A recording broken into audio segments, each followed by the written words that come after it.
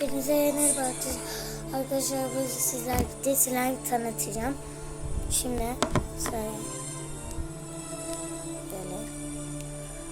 Burası da çok güzel slime. Hadi çıkartın. Çok güzel. Şimdi böyle çok güzel. Böyle var. Bu da yeşil. Koyayım diye. Bir de başka daha var. Onu çok güzel. Hatta da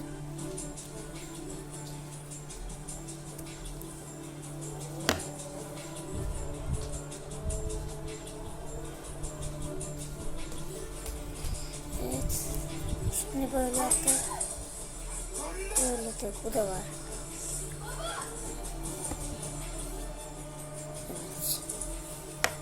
Şimdi buna koyacağız. İşte. Şöyle kaplayacaksınız.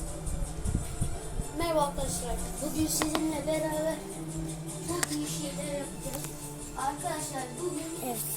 Şimdi şöyle her şeyi yapabiliriz. Evet. Bugün size Çok güzel.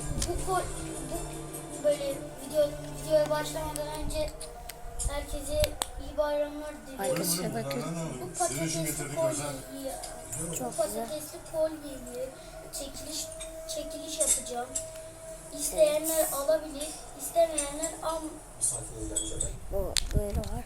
Merhaba Evet arkadaşlar. sizinle Şimdi beraber görüşürüz. Ben çekiliş kapatıyorum. yapacağım. Bir dahakinde Bu arada tanıtırım. Hadi.